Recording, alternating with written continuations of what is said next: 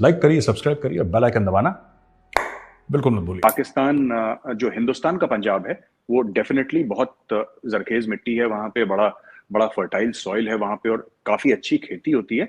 लेकिन fact of the matter is that states like Madhya Pradesh and Uttar Pradesh are far far bigger in terms of agriculture than Punjab. आप हर एक मायने में अगर आप देखें तो मध्य प्रदेश और उत्तर प्रदेश बहुत आगे हैं भारतीय पंजाब से। पहली चीज है। दूसरी चीज वो आपने वो अभी जो $2 बिलियन की फूड की इन्वेस्टमेंट आपने सुना होगा यूएई ने करी थी, जिसमें कि इसराइल और अमेरिका अपना टेक्नोलॉजी दे रहे हैं, यूएई उसमें $2 अरब उसने इन्वेस्ट करे हैं और भारत ने जमीन दी है। तो एक फूड का बिल्कुल 360 डिग्रीज मतलब पूरा गोल घुमा हुआ एक इकोसिस्टम इंडिया में तैयार कर रहे हैं और इसमें $2 अरब नाकाफी हैं। इसमें करीब $200 अरब डलेंगे तब जाके कुछ इम्पैक्ट पड़ेगा। और वो बट मैं कह रहा हूं कि we have already taken the first steps और ये India is cognisant. Energy security, food security, इन सब के बारे में भारत में सिर्फ बात नहीं होती, इसमें दिन रात काम भी चल रहा है और इसमें दिन रात और ये directly it is being monitored by prime minister Modi.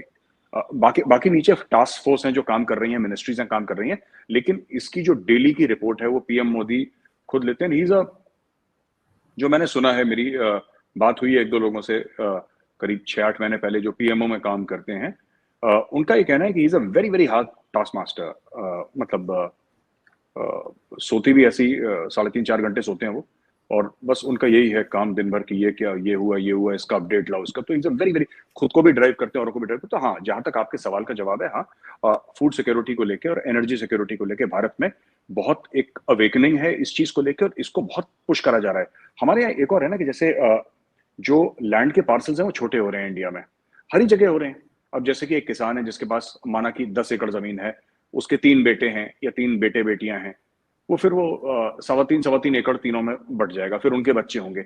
तो जहां पे 10 एकड़ एक खानदान को पाल रहा था, 30 साल के बाद 10 एकड़ जो है वो 10 खानदानों को पालेगा। You understand? सो ये भी भारत को पता है कि इसकी वजह से लैंड का जो पार्सल कम हो रहा है, इसके भी तो फॉरेन कंट्रीज से कैसे हम लोग ट्रेड कर रहे हैं फूड के बारे में, किस तरीके से फूड को प्रोसेस कर रहे हैं। और साइंटिफिक रिसर्च के यहाँ पे, एग्रीकल्चर के रिसर्च के दिल्ली में ही एक बहुत बड़ी फैसिलिटी है, और जगह भी हैं, हमारे हैदराबाद में भी हैं जो दक्कन में है उधर, और जगह भी हमारे जो खास तौर से एग्रीकल्चर को देख रहे हैं, हमारे टॉप साइंटिस्ट हैं कि पर एकड़ यील्ड है वो कैसे बढ़ाई जाए। इसराइल से मोदी जी वो टेक्नोलॉजी लेकर आए हैं ड्रिप इरिगेशन की, कि किस तरीके से कम पानी में आप ज्यादा से ज्यादा क्रॉप्स उगा सकें। तो ये सब बातें चल रही हैं। किस तरीके से डिसैलिनेशन प्लांट्स लगाएंगे तो समुद्र के खारे पानी को मीठा पानी करेंगे, उसको पीने के लिए या फिर उसको फार्मिंग के लिए किस तरीके से इस्तेमाल करा जाएगा, ये सब हो रहा है। और जहां पे कुछ नहीं उग सकता, जैसे कि राजस्थान में कुछ जगह है जहां पे आसपास पानी नहीं है, या गुजरात में कुछ ऐसी जगह है जहां पे नमक है, मतलब आप 50 किलोमीटर देखेंगे तो सिर्फ वो रन ऑफ कच्छ का एरिया जहां पे सिर्फ नमक ही नमक है जमीन पे, सफेद, इट्स लाइक द मून। वो जैसे मून का वो है, बड़ा खूबसूरत है, लेकिन वहां पे कुछ उग नहीं सकता। और उसके अलावा भी कई जगह हैं और गुजरात में, तो वहां पे मैसिव सोलर फार्म्स लगा रखे हैं, मैसिव विंड के फार्म्स लगा रखे हैं। आप आरजू जी, एक एक घंटा आप गाड़ी चलाइए और वो सोलर पैनल खत्म नहीं होते। मतलब आप इतने इतने लगा दिए कि वो खत्म ही नहीं होते। तो जमीन उपजाऊ है, वहां से जमीन से आपके गेहूं निकले या वहां से सोलर एनर्जी निकले। जमीन से इसलिए कह रहा हूं क्योंकि पैनल जमीन पर लगा हुआ, आती तो ऊपर सूरज से है। तो ये कर रहे हैं, इसमें समय लगेगा। क्या हम लोगों ने अचीव कर लिया? बिल्कुल भी नहीं, हमें बहुत लंबा रास्ता अभी तय करना है।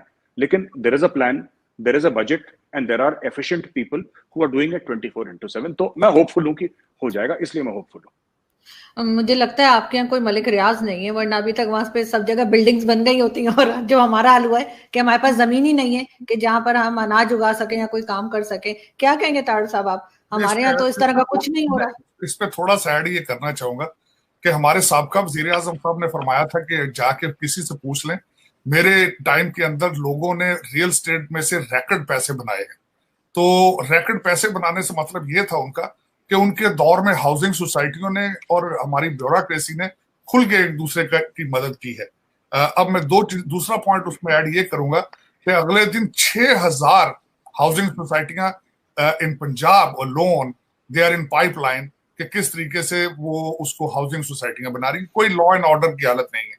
अब मैं जो खासकर फूड की बात कर रहा था, तो उसमें जो हमारे पुतिन साहब अगले दिन मैं आई वाज सरप्राइज्ड कि पुतिन साहब जब गए ईरान के दौरे में तो उनका एक ऑब्जेक्टिव ये भी था कि यूक्रेनियन वीट जो है, गंदम को किस तरह ब्लैक सी से दूसरी दुनिया को बेचनी है। और उसके साथ एक ऑब्जेक्टिव उनका और भी था जो आई वाज शॉक्ड कि through Iran give a passage to help India, Bharat through Iran to have an access to the central Asia.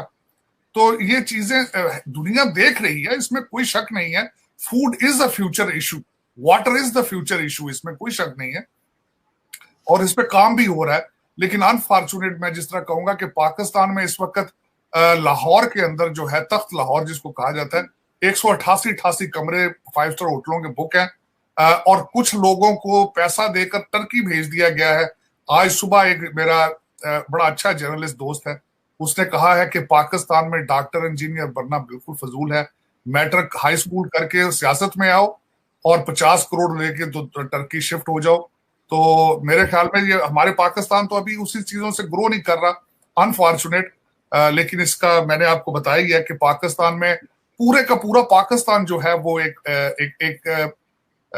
Malik रियाज साहब के हाथ में है, बैरियर टाउन के हाथ में है। जिस तरीके से हर रिटायर होने वाला अफसर जो है वो विश करता है कि मलिक रियाज साहब उनको जॉब दे दें, लेकिन कोई कानून नहीं है, कोई सोच नहीं है। सबसे बड़ी बात है विजन। मेजर साहब से मैं कहूंगा, जो बात कर रहा था मैं, कि इस सारी चीजें करने के लिए नेशनलिज्म चाहिए होता है। जब तक आप मैं भारत गया, बहुत दफा गया हूं और मैंने वहां पे देखा है कि लोगों के अंदर नेशनलिज्म।